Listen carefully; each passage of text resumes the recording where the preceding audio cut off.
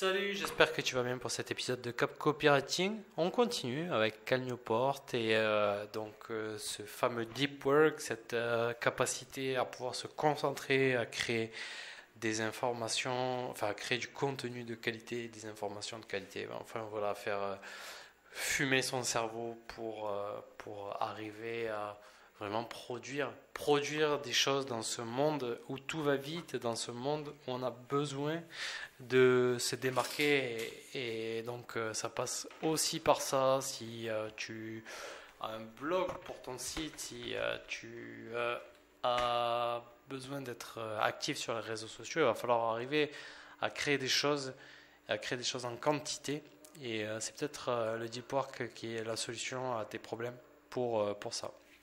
Et comment arriver à atteindre cet état de deep work? Cal Newport nous explique que c'est très très compliqué d'arriver à arriver à atteindre cet état de concentration ultime si tu es addict, accro, dépendant à la distraction. Pareil, comme les athlètes ont besoin de prendre soin de leur corps pendant toute la semaine, ils font des entraînements pour s'améliorer, ben toi c'est la même chose, tu travailles, et moi j'estime que c'est normal en tant qu'indépendant, en tant que travailleur, je dois travailler, moi je lis tous les jours pour m'améliorer, pour apprendre des choses, j'écris tous les jours pour m'entraîner à écrire, etc. Donc je pense que c'est normal. Je pense qu'on se doit de se donner à 100%, d'être dans la compétition parce que le monde il est compétitif, en tout cas c'est mon point de vue. Tu n'es pas obligé de le partager, hein, c'est le mien. Et même pour ajouter à ce que dit Cal Newport, il utilise,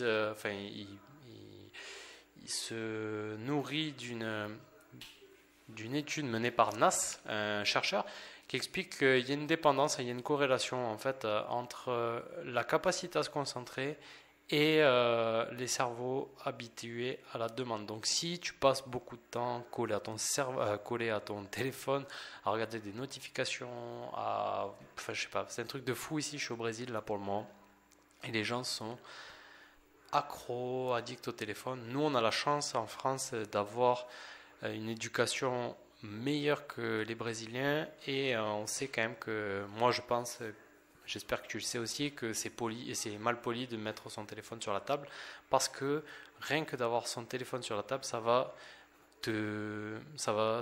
t'attirer le regard. Et moi j'ai été comme ça, j'ai été à passer beaucoup de temps sur le téléphone et j'en suis revenu. Je passe beaucoup moins de temps et vraiment c'est apaisant et ben, les idées viennent mieux. C'est con, hein, mais franchement, on n'apprend pas forcément grand-chose à avoir des notifications à part un petit boost d'ego et de dopamine. Ça fait pas avancer beaucoup de choses finalement, et je pense qu'on gagne tous à être moins présents sur notre téléphone plutôt que lire ou faire d'autres choses qui sont un peu plus intéressantes. Et donc, qu'est-ce qu'il nous dit ce cher Cal Newport? Ne prenez pas de pause de distraction. Au lieu de ça, prenez des pauses de concentration. C'est intéressant de retourner la chose. Voilà, on peut se dire on va faire des blocs de concentration pour le deep work. Mais est-ce qu'on marcherait pas sur la tête finalement à être tout le temps dans la distraction, la, dans la réaction à plein de choses extérieures? Mais est-ce que nos grands-parents vivaient comme ça, les ancêtres vivaient comme ça? Non, c'est pas normal. Je pense que on était beaucoup plus dans la création, dans l'action. Enfin moi, ça m'a toujours frustré en fait de pas être comme ça. Et pourtant, j'étais happé un peu par les réseaux sociaux, pas tellement, mais par d'autres choses, des jeux ou quoi. Et depuis quelques mois, je prends beaucoup de plaisir à créer, à faire d'autres choses. Qu'est-ce qu'il nous dit? Il nous dit une chose assez intéressante que tu peux mettre en place dans ta vie de tous les jours pour arriver à augmenter ton niveau de concentration. Donc bon, je te l'ai dit, hein, ce que tu peux faire déjà, c'est bien sûr échanger les blocs de concentration et en fait t'octroyer des blocs de distraction et donc dire bon mais là de là à là j'ai le droit d'aller voir mes mails, j'ai le droit d'aller voir mes réseaux sociaux, etc. De s'allouer des blocs comme ça, mais le reste du temps d'être offline et de travailler. Et un autre truc que lui fait, c'est la méditation productive. En fait, le but de la méditation productive, c'est de prendre une période pendant laquelle tu es occupé physiquement, mais pas mentalement. Donc, par exemple, tu fais de la marche, du jogging, tu conduis, tu prends une douche. Et ça, c'est marrant hein, d'entendre ça.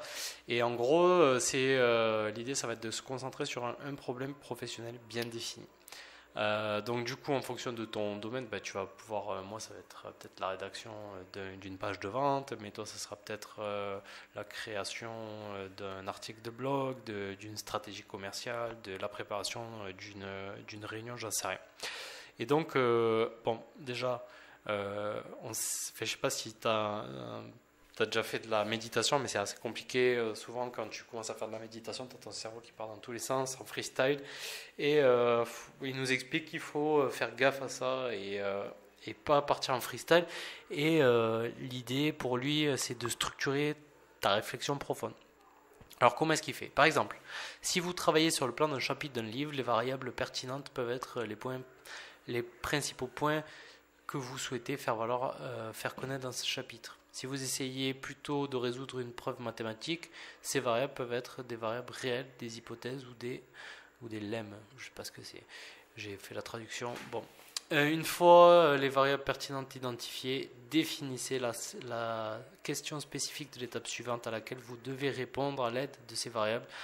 Dans l'exemple du chapitre du livre, cette question de l'étape suivante pourrait être: comment vais-je ouvrir efficacement mon chapitre? Bon, en gros, j'ai lu ça sans vraiment beaucoup de conviction, je m'en excuse, mais en gros, ça va être de se mettre un plan dans la tête, tout simplement. Tu te prépares un plan, tac, et après, tu essaies de répondre aux questions que tu t'es posées dans ce plan pendant que tu es en train de faire ton petit running. Et moi, c'est vrai que j'ai expérimenté pas mal de révélations pendant que je faisais mes running, où j'ai eu des idées de fou. Et vraiment des idées de fou que j'ai pas tout encore développées, mais l'idée du podcast, bah, c'était pendant un running où je me suis dit, ben voilà, pourquoi je fais pas ça? Très bien, ça me fait progresser, ça fait progresser les gens qui m'écoutent. Ben, je trouve que c'est une bonne idée, et puis c'est quelque chose à laquelle je dois m'astreindre tous les jours pendant un an. Donc voilà, je me tiens pour le moment, ça fait 40 et quelques jours. Ben, on continue, c'est très bien. Voilà ce que tu peux faire. Peut-être pas un truc comme moi, mais à toi de voir, à toi de réfléchir. C'est ça l'idée, en fait, il faut que tu réfléchisses. En tout cas, j'espère que ça t'a intéressé. Si ça t'a intéressé, ben, n'hésite pas à me le faire savoir.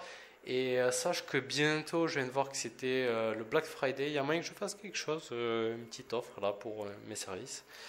Ça peut être assez intéressant de tester ça. Allez, ciao!